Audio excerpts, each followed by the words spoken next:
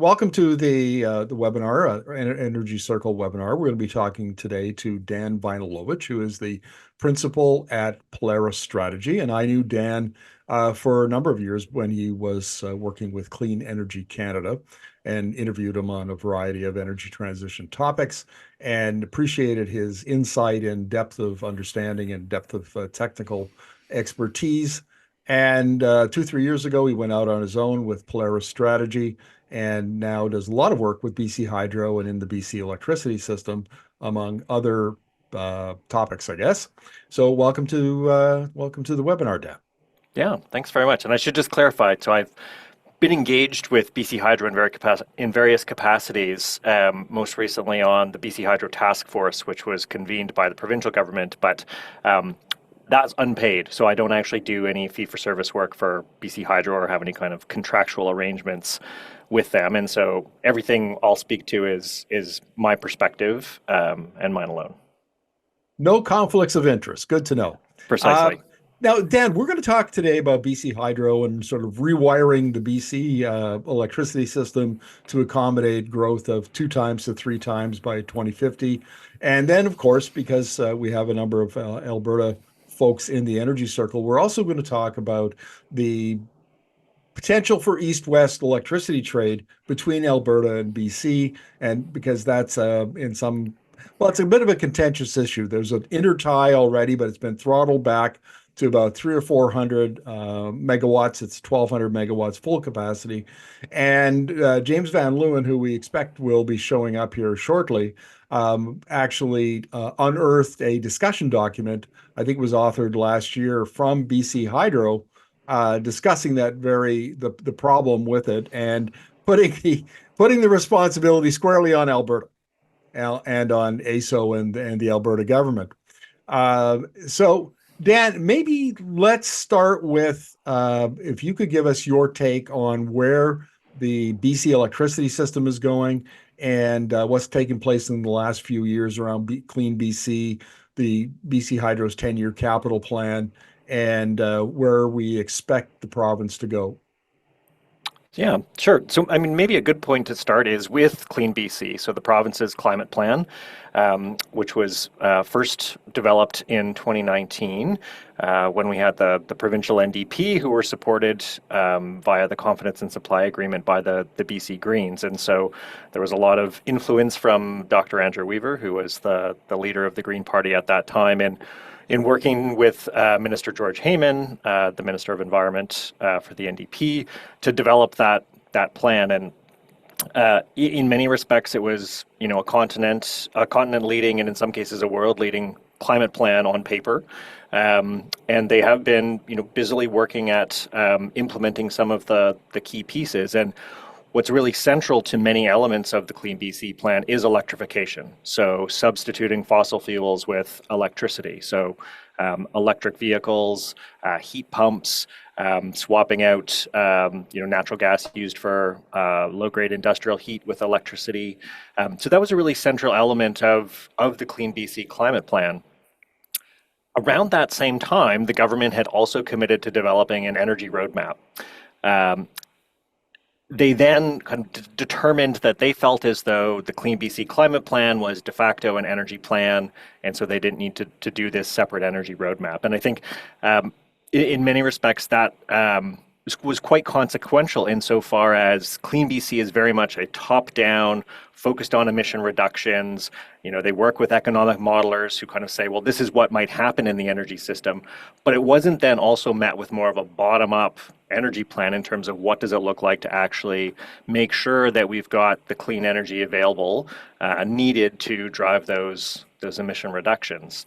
And that really came to a head over the past year when it became clear that the integrated resource plan that BC Hydro had filed with the BC Utilities Commission, which lays out their plan for investing in the system over the next decade at least, was really disconnected with the Clean BC climate plan. And they weren't actually planning to ensure that there were adequate electrons to meet those electrification requirements of the Clean BC plan. So that really then precipitated um, the development of this BC Hydro task force that I sat on, and BC Hydro then moving very swiftly to launch their first call for power. So trying to procure new renewable energy that they could purchase by contract to get those new electrons on the system as quickly as possible. So, you know, much of what's being driven here is as a result of that Clean BC climate plan. That is one of the principal drivers for new electricity demand. And then, of course, just increased industrial demand as well. So we're now into a new era after decades of there being very limited growth in demand for electricity, in part because of demand side management and energy efficiency. We're now into an era of growing demand for electricity. And I think BC Hydro is having to kind of reorient itself, retool itself. Similarly, the BC Utilities Commission is going to need some changes so that we can actually make sure we're getting on track and we've got that clean electricity when we need it and where we need it. Now, Dan, I remember the looking at the data after the great financial crash of 2008, 2009, because what happened is a lot of industrial load in BC went bankrupt. Sawmills, pulp mills, those kinds of, big industrial customers. And I think from about 2008 till just recently, electricity demand has essentially been flat, negative growth, as they call it. Yeah, correct. And hence, one of the reasons why there wasn't much in the way of plans for procuring additional power. Based on that experience, we weren't seeing significant new demand for electricity, and to the extent it was coming, it could principally be addressed through demand side management. So, for those of you who live in BC, you would get something from BC Hydro reminding you to turn off your lights or switch over to compact fluorescent light bulbs when those were in vogue, and then now to LEDs. And so through energy efficiency, they were able to accommodate some of the growth that was happening, but without having to go out and be developing new projects. What changed that, of course, was the decision to proceed with Site C, which was very much linked to the arrival of liquefied natural gas in the province and the growing industrial demand for electricity for both LNG, but also for some of the upstream gas production. Dan, I'm kind of curious what it looks like inside BC Hydro, and you probably have had conversations with Dr. Mark Jackard, who I've interviewed a number of times, and he's now the chairman of the BC Utilities Commission. And the view from Alberta is that, and I was just reading a headline today, Alberta's time has come. This is the golden age of hydrocarbons. We're going to be seeing global expansion and demand for LNG growing for 20, 30, 40 years. And they're advocating for a big flood of new investment, LNG final investment decisions on the West Coast. The LNG Canada Phase 2. Some of these other projects that have been approved and are waiting for a green light.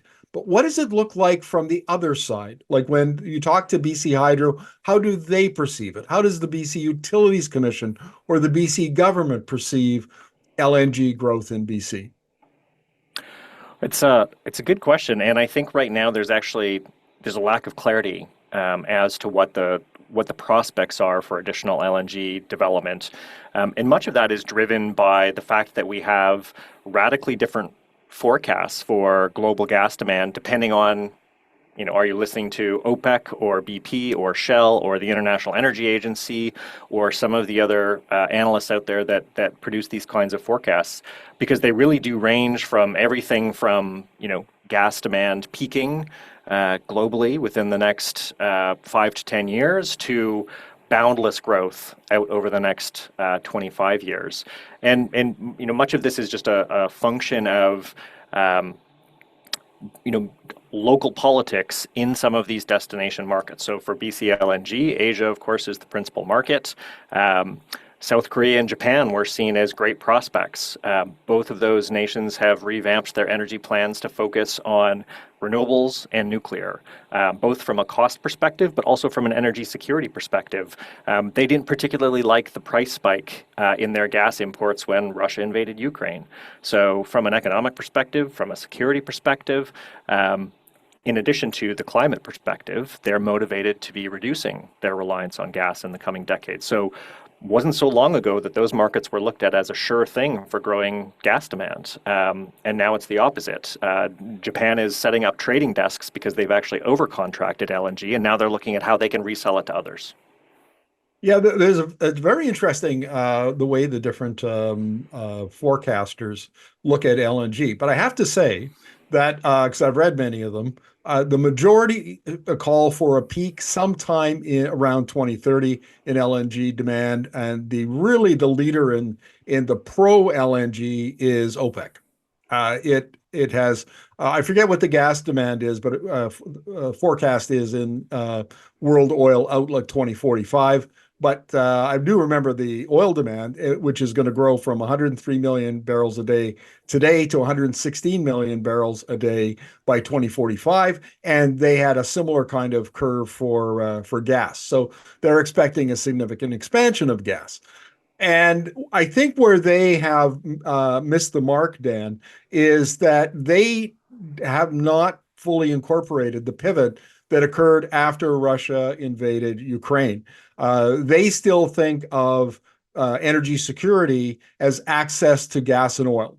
And whereas Europe is a good example, and you brought up Korea and Japan, where they're now looking at and saying, well, if we can produce electricity domestically, using renewables, maybe even some nuclear in some cases. And on top of that, we can electrify our transportation, we can electrify our heating, both industrial and building, and we can maybe other forms of transportation. We can do all of that, and we can do it domestically. That's far more energy secure than importing LNG. And I think that is the underlying assumption of the IEA and other forecasts. And OPEC just is very stubborn and refuses to accept that. And of course, we know that Alberta accepts unequivocally the OPEC view. That's the narrative. What's the complexity in BC? Are there some favoring the OPEC view, some favoring the IEA view? Can you give us a sense of that? I think, again, there hasn't been a lot of discussion about that in British Columbia. There's a certain, I think, with the current government, perhaps even an agnosticism, and kind of saying, well, we'll kind of see what the market will bear, as opposed to really banking on it and saying, we're really bullish that it's going to happen. Whereas, in Alberta, in OPEC nations, they are very bullish. And I think, part of that is it's a much more significant contributor to their economy, to government coffers from royalties and taxation. And I think that reliance on the revenues creates a bit of an exporter's blind spot in terms of thinking about what it's like to being on the buying end of that, where, with both oil and now increasingly with gas, as we've shifted to a global market because of the ability to trade globally with LNG, where we see this really significant price volatility. It's much easier, on the exporter side. So yes, you've got volatile revenues, and of course Alberta has sometimes struggled with that. But it's easier to manage for that than when you're thinking about as a buyer facing, that volatility, or even the question of, am I going to be able to have access to this energy? And that's where, when we look in Asia and South Asia, and particularly some of the developing countries, they're encountering periods, Pakistan, where they were simply priced out of the market when the gas prices spiked. And so they're now somewhat reticent to say, okay, well, we're going to build regasification terminals and we're going to bank on LNG because they're very price sensitive. And So that creates energy insecurity. So I think it's a very different mindset when you're on the importing end, even more so when you've got that price sensitivity. Well, let's circle back to BC and the electricity system. One of the things that the BC government had done is promise that whatever LNG is produced in BC will be clean. That is, there will be minimal leakage, methane, fugitive methanes on the production side, on the transportation side, and then on the liquefaction side, that it will all be electrified. So this will be one of the BC LNG would be among the cleanest produced in the world, which would give it a price premium and make it more competitive. If it doesn't turn out that way, and BC Hydro and the government finance a lot of the infrastructure, and I'm thinking here of transmission lines in the 10-year capital plan. There were two transmission lines that were going west, I think, into the over to the coast to service some of that LNG liquefaction. Certainly true that there be, as if you increase gas in the Northeast, that will have to be electrified. And is there a risk of stranded assets? And not so that would be BC Hydro assets that were built to serve LNG that then fails.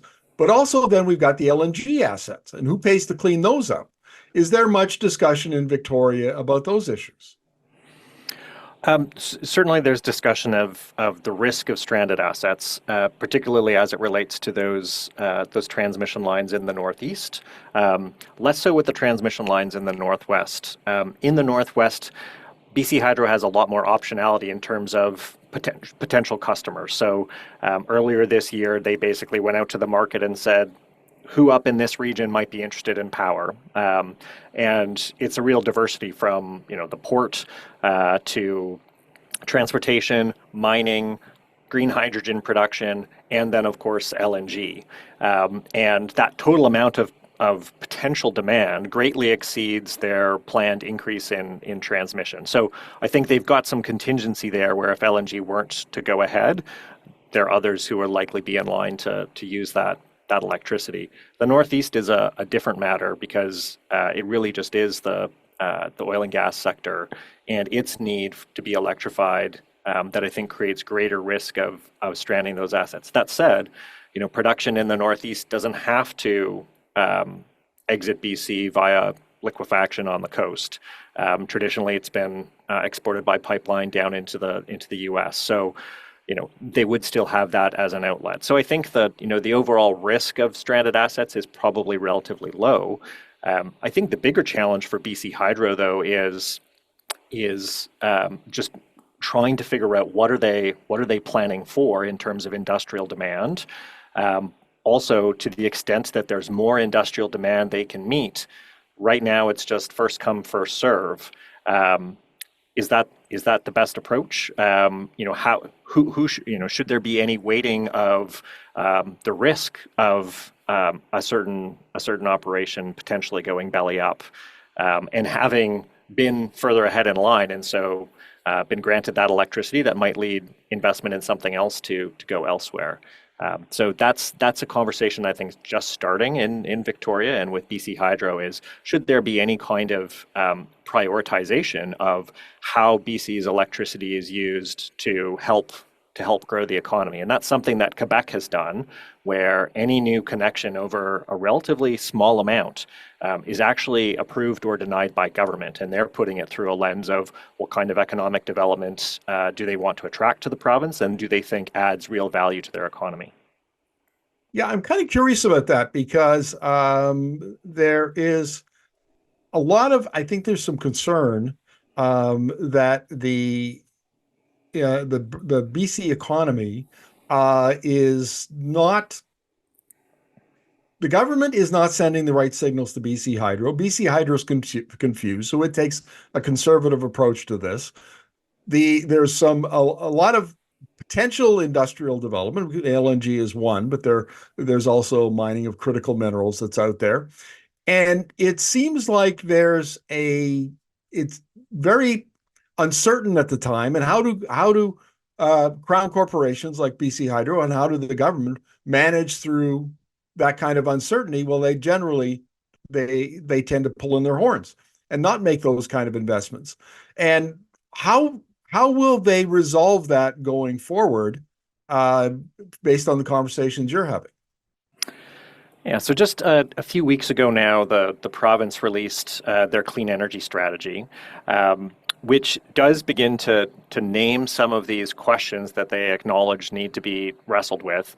And they've hinted at the potential to actually, for the next government, to develop an energy plan, to really look at these questions around what is the highest and best use of our electricity. Another big area of uncertainty is as it relates to our domestic gas system, so our utility gas, which many people use to heat their homes. What's the future of that system? Is it going to continue to grow? Is it going to now kind of plateau? Is it actually going to shrink over time?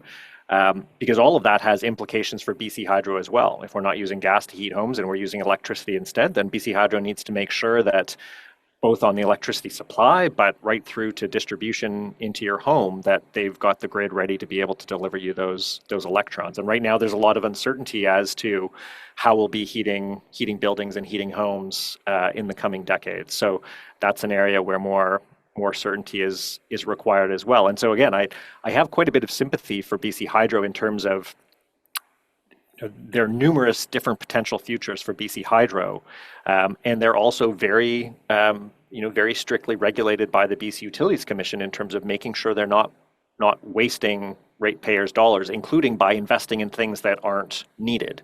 If they invest in new supply or new transmission or distribution that isn't actually used, there isn't that growing demand paying for that electricity, that means everybody's electricity rates go up. They've paid for an asset, but they don't have new ratepayers to pay it off. One of the things that came out in their 10-year capital plan is that their increase in supply is going to be coming from non-BC hydro sources. So First Nations will be high on the list, communities, independent power producers, many of whom will be partnering with First Nations. And there's a couple of wrinkles to this. One of them, of course, is the irony that when the BC NDP came to power in 2017, they absolutely excoriated the previous government's independent power producer plans. There was a report came out that called ZAP that just tore it from limb to limb, and now they're back basically doing the same thing. But also, isn't it the case that if you're BC Hydro and if you're expecting your demand the generation that you're going to have to produce to go up by at least twice, maybe three times, that contracting from independent power producers who can add a solar farm here or a wind farm there, or maybe do tidal, maybe they do advanced geothermal, but they can build it fairly quickly to respond to increases in demand in a way that BC Hydro could not build more hydro dams. And that seems to be a better strategy to deal with the uncertainty than you're talking about. Yeah, it does enable them to move more incrementally, to be more responsive in light of some of these uncertainties. It also allows a regional approach that you're not necessarily able to take in terms of like, well, where's the next big dam? That's where it is. It's not going to be close to where your new demand is, so that then also requires more transmission. Whereas when we're looking at wind and solar in particular, we've got those resources in many parts of the province. So you have a little bit more optionality from a regional perspective. I think they're also hoping that by doing these competitive calls for power, competition will drive prices down. They also acknowledge that BC Hydro has never built a wind farm or a solar farm. They don't have supply chains and commercial relationships with suppliers, and so I think their belief is that this allows them to most cost effectively procure that new power, both because they can do so in smaller chunks. There can be a competitive element to it, and they're producing types of power that they don't have in-house expertise or commercial relationships to help them do it themselves. Is there any interest in BC Hydro or within the government to trade electricity east and west. I mean, we've talked about that many times in the energy circle. We have some of our experts, our economists, and others who have worked in the system. And there's already a big intertie. This 1,200 megawatts has been throttled back, and that's a bit of a source of friction between BC Hydro and Alberta. But it's, we've talked about the benefits of tying intermittent renewables to the hydro dams, and so that they act like a big battery. And is there much interest in that, or is BC Hydro still committed to its historic relationship with the U.S. and focusing on north-south trade? Yeah, I think principally BC Hydro remains more north-south focused. I don't think that's because of any kind of fundamental opposition to more east-west trade, but simply the fact that they don't have a willing dance partner.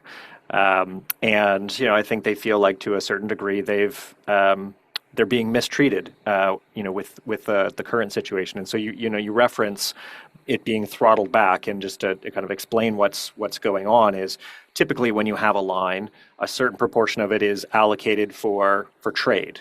So electrons flowing both ways, and then a certain proportion of it is left for reliability, which allows one market or the other on very quick notice to say, we need more power, and it would be available. Over the years, Alberta has increased the proportion of the line that they are holding back for reliability. So when there's that holdback, that means that BC Hydro can't export. So it's restricting those exports. BC Hydro is not compensated for, and typically you aren't compensated for that reliability margin. But typically the reliability margin would be about 20% of the line's rating.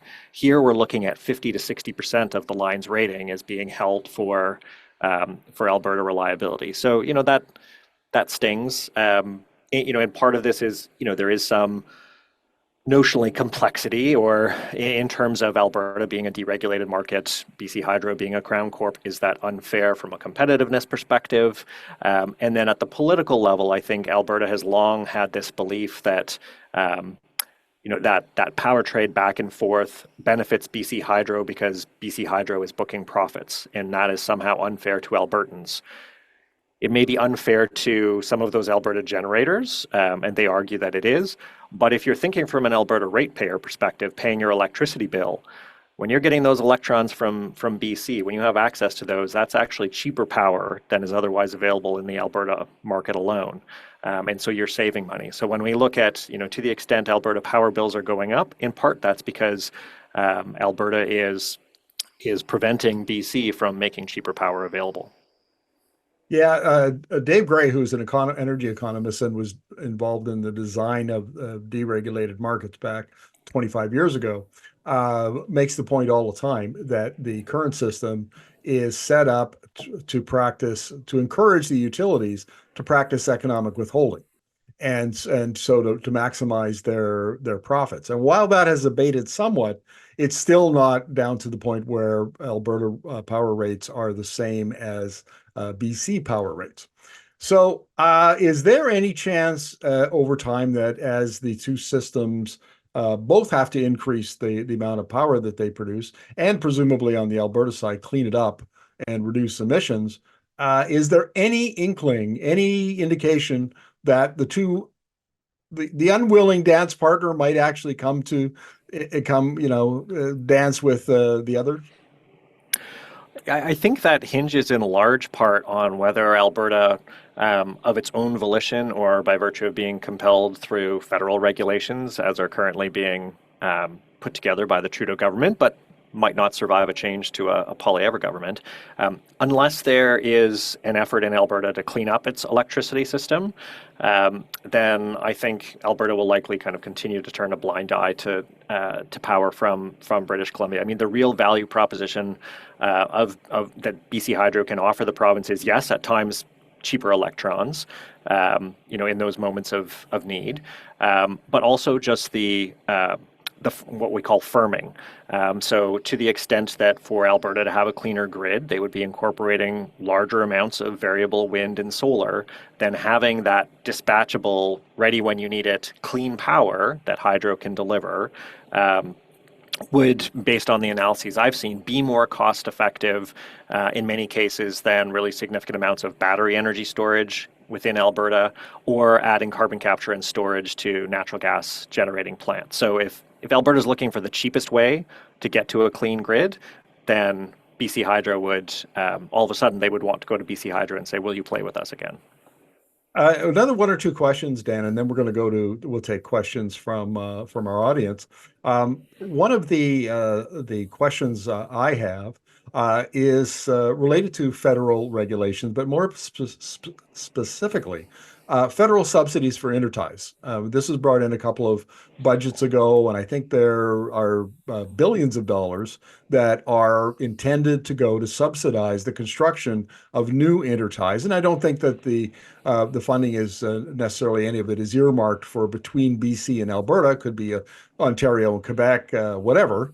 But there it is. And so if Alberta became the willing dance partner, then the cost of building one or more interties between the two provinces could be significantly offset with this federal funding. And I dare say that if we have a Liberal government after the next election, that there is so much momentum, so much desire to clean up these grids and prepare them for an expansion of clean energy.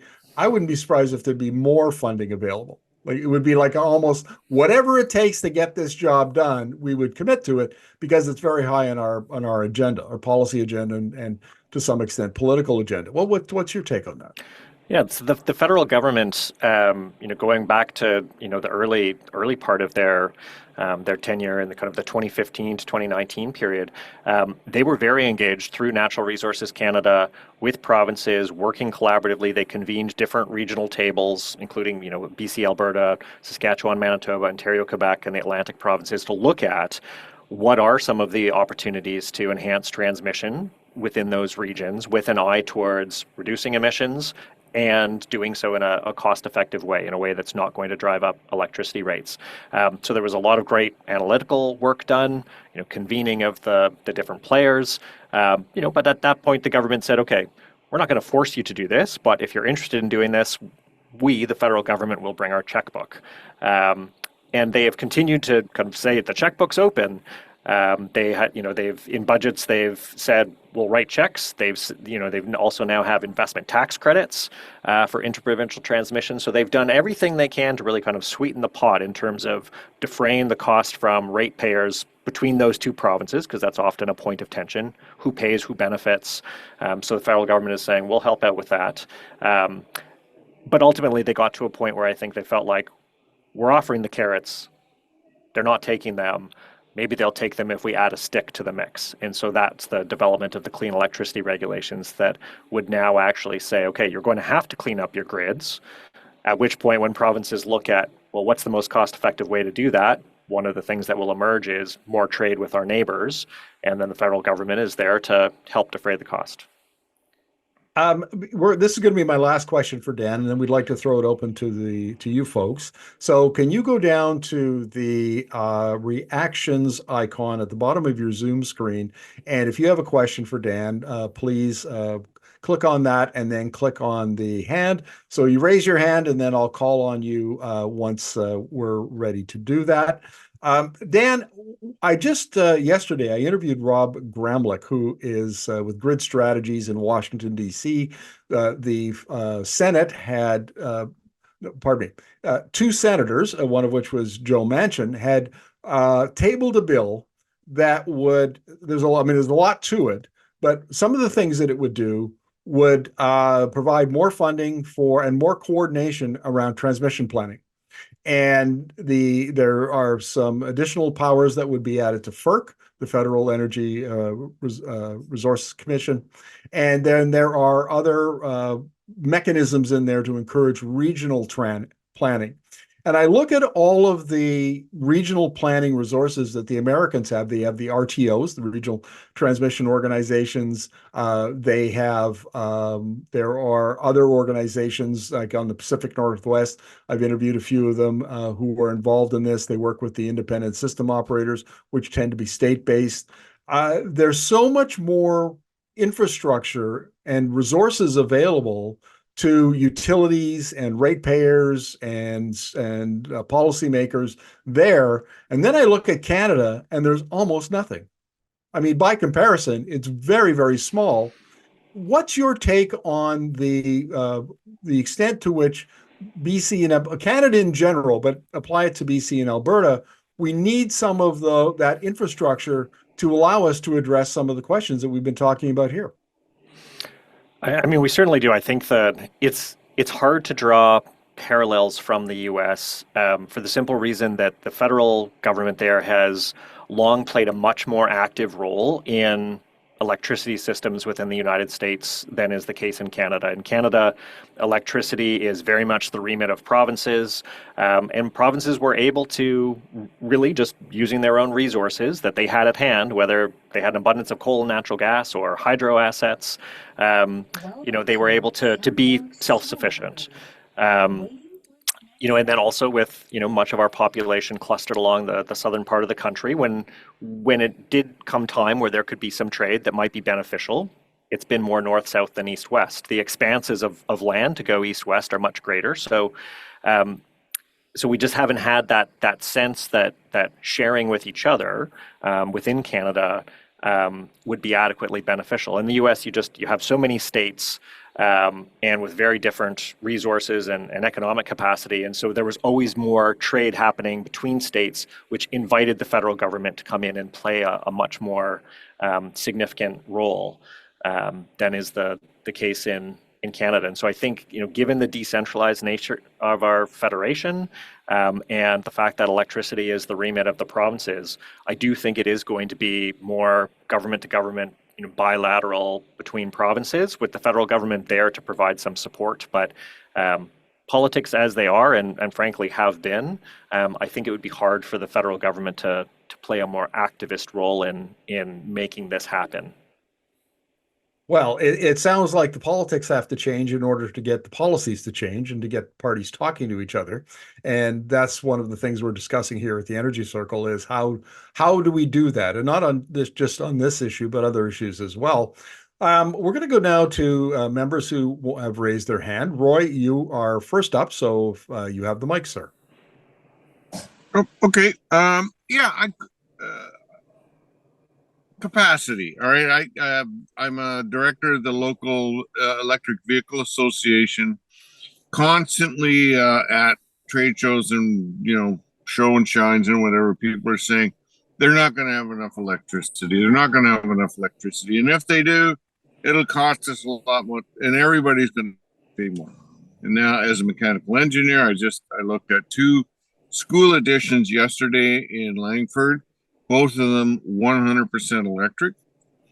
And, as a mechanical engineering company, do we continue to specify, heat pumps and 100% electric, or do we worry about this capacity thing? So my question simply is, how on top of this is BC Hydro? Yeah, they're very live to it, in part because they're seeing that increased demand within a neighborhood as people adopt heat pumps, or a school puts in a heat pump, as people adopt electric vehicles. So they're very live to the impacts that has both on the local distribution system, but also just in terms of total electricity demand. When we model it out for electric vehicles in particular, oftentimes people just like to take, I'm going to do some back of the envelope math and say, well, there are this many cars, they drive this many kilometers in a year, it's going to take this amount of electricity, so here's the gross amount of electricity we need, and it sounds like a crazy amount, and let's calculate how many Site Cs we need to build to produce that amount. It's an overly simplistic way to look at it, because of course not everybody is going to have run out of juice at the same time and plug in at the same time. People have a lot of flexibility as to when they choose to charge. Most people don't actually even charge all that frequently. Some of them are using, level 1 chargers, which are slower trickle charges, so it's spread out over a much longer period of time. And it's something where both, because of the software in cars and to the extent that utilities can incentivize you to charge your car at different times, because it's so easy to program your car to only charge between 11 p.m. and 7 a.m. It's what we call a more flexible load or a shiftable load. And so, the system operator has to build for that peak demand in a year, and we should be able to accommodate most EV charging within that, so long as the right signals and incentives are being sent to get people to charge at different times. Heat pumps are a little bit different because the heating load is not doesn't shift around as much, but heat pumps are drastically more efficient than electric baseboard. So about half of BC homes have electric baseboard heat. So even just converting those over to heat pumps, the efficiency gains of that frees up a lot of electricity to go to those homes where they're replacing a natural gas furnace with a heat pump. So we actually have a lot of flexibility within the system as it is to accommodate these electrified technologies. Yeah, and Okay, that that's raises great. No, sorry, I just wanted to say yes. Thank you. Time of use, we're seeing that now. BC Hydro's offering EV owners price breaks on time of use.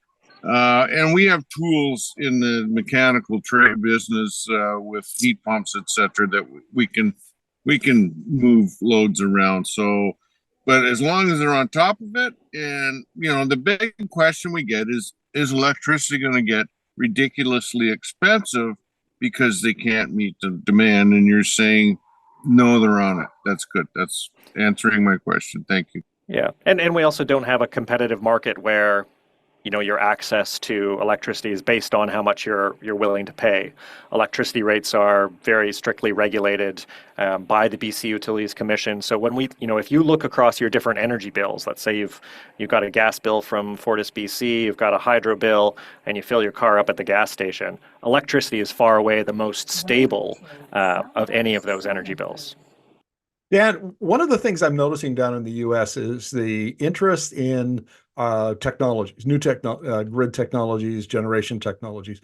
And the obvious ones would be batteries, but battery storage, but there are lots of other ones too, digital twinning and line reconductoring of transmission lines.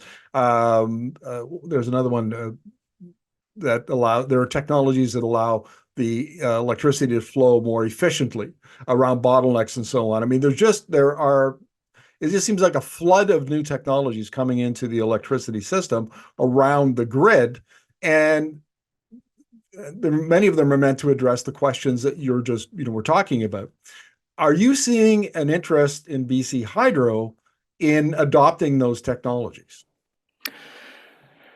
I think we're beginning to see that. BC Hydro, increasingly they're partnering, particularly with universities, sometimes with some of these new, innovative companies. So they're running lots of pilots. They're definitely, dipping their toes in the water.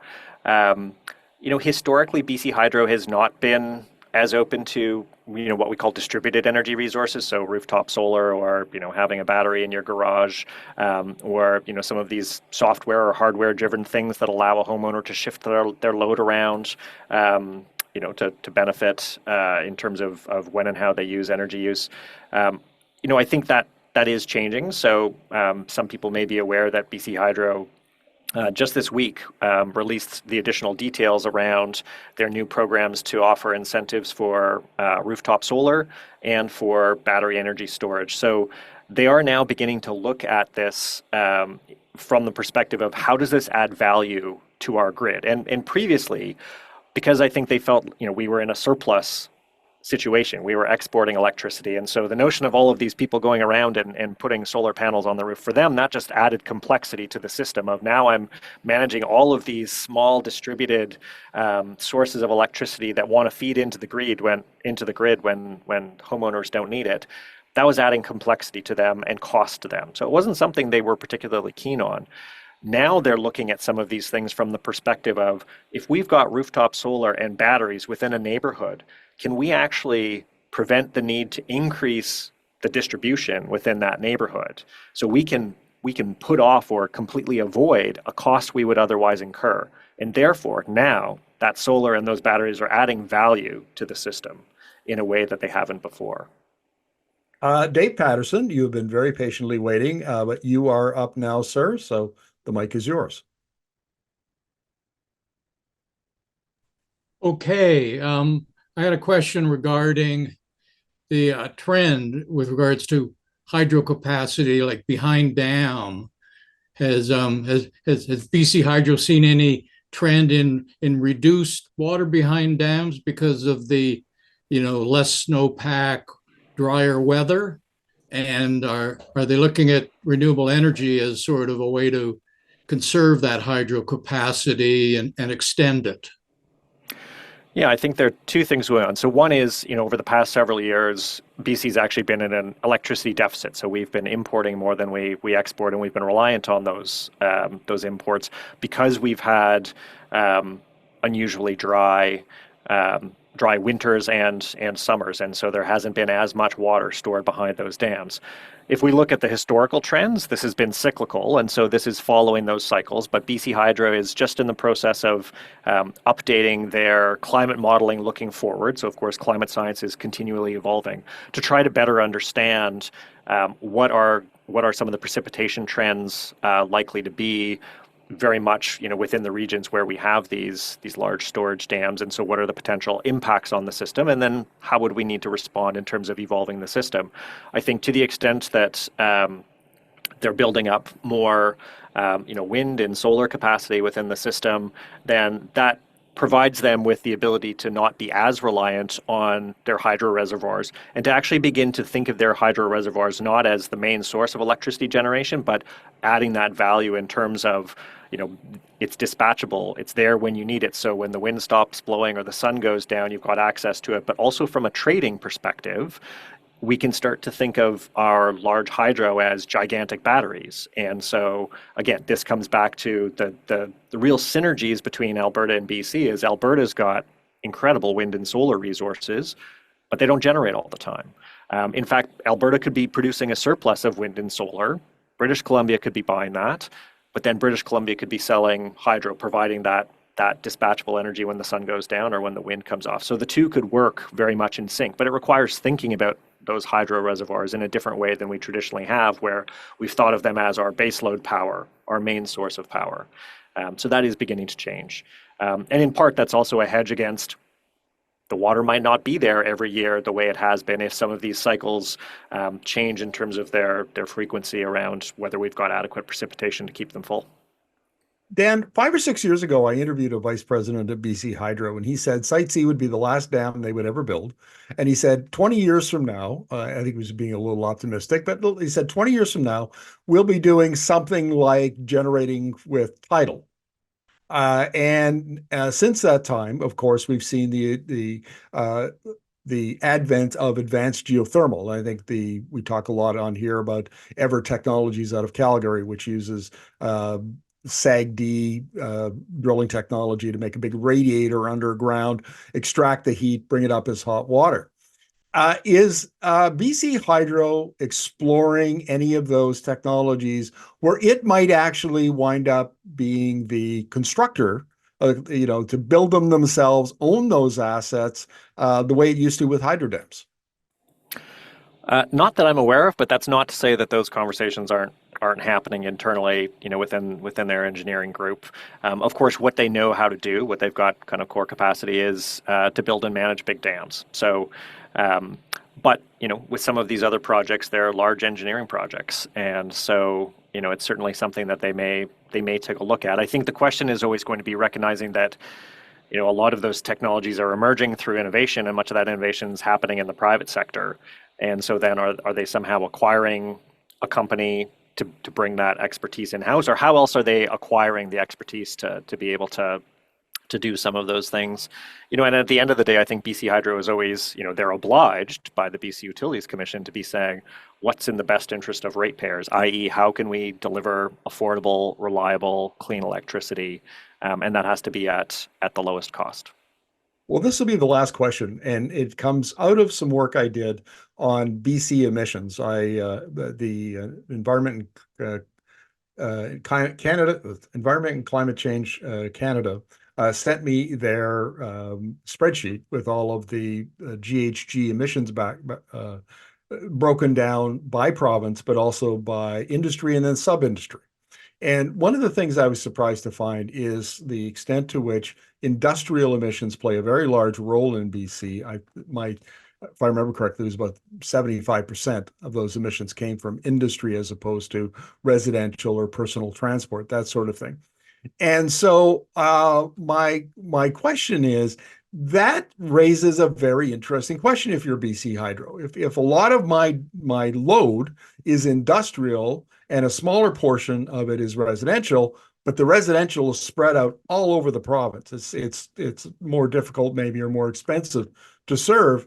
How is BC Hydro looking at the change in generation supply, in change in distribution, change in demand response, all of that with residential versus industrial? Yeah, so in the same way that I was speaking to the incentives they're offering for residential scale energy storage, they have similar offerings for large industrial consumers. Again, so then they can look at, well, okay, rather than needing to upgrade our transmission or distribution to this large industrial load, is there more that they can do in terms of storing some of their own energy in a battery? We are starting to see more industrial operators who are interested in self-generation as well. So within the context of their operations, could they be incorporating solar panels or what we are now beginning to hear, particularly from some First Nations, is First Nations want to have the ability to generate power on their own and sell it, and so get access to the BC grid to wheel that power to an industrial offtake. So in the future, could we see First Nations power purchase agreements between a new mine and a First Nations renewable energy project? I wouldn't rule that out. And in many respects, that's more reflective of how we've seen a lot of renewables development in Alberta has been driven by corporate power purchase agreements. It's been, Amazon and Google and others who have been saying, well, we want 100% wind or solar power, and so we're going to procure it directly. So we may begin to see some of that happening in BC. I think that would not be that we're going to deregulate the market and have a competitive market, but that would be more because it's been identified as an area of economic development interest for First Nations, and that would be part of how BC is walking down the path of reconciliation. Would that mean in that case that the utility almost acts like a platform for trading between partners? So in this case, the First Nation is generating, maybe it enters into a power purchase agreement with Hydro, and then the industrial customer does the same thing on the demand side, and BC Hydro just facilitates the transaction. Is that the kind of relationship we're talking about? Yeah, and BC Hydro would obviously take a cut insofar as they're providing that service of getting the electrons from point A to point B. But in effect, yes, they would then you would be thinking of BC Hydro as providing that transmission as a service. That's actually kind of an interesting model because I've interviewed folks in the industry and also academics in the US, and they've been talking about the flattening of the US utility model, where it used to be like it is in BC, where you'd have one utility that would handle generation, transmission, distribution, and retail. And now that's changing. And so the utility, given the fact that it controls a significant portion of the grid, it has all the systems in place, now becomes like a platform where a virtual power plant that accumulates or agglomerates all of the homeowners generation and then sells it into the grid, or it's a industrial user. All of that flows through the utility, which takes a cut. That's how it makes a source of revenue for it. But it becomes like a trading hub almost. And that seems to be a more popular model. And it sounds like the relationship with the First Nations and industrial users might be the thin edge of the wedge for change in how BC Hydro operates. Yeah, and I think, the concept of virtual power plants as well in the same way. Notionally, that's something that BC Hydro could do, and they're already doing some of that through some of the programs they offer or the rates they're offering to try to shift load around. But we also do see, private sector companies operating in that space, and there hasn't yet been a determination of, is that going to become part of BC Hydro's vertically integrated monopoly, or are we going to still allow competition in terms of aggregating demand side management or aggregating solar or those batteries? So those are still questions to be asked and answered in terms of the role for BC Hydro versus the role for the market. Well, very interesting. Dan, this has been fascinating because it seems to me that a lot of these technologies have passed their inflection point, and not that long ago. They're now being adopted, diffusing into the various electricity systems around, we'll say, North America. And each one of them is different. BC Hydro is a hydro-based system. Alberta is very different. Saskatchewan with its coal is very different. But we're all grappling with it. And it looks to be a very disruptive period of time for those Canadian utilities. So thank you very much for this. We really appreciate it. Yeah, it's been my pleasure. Thank you.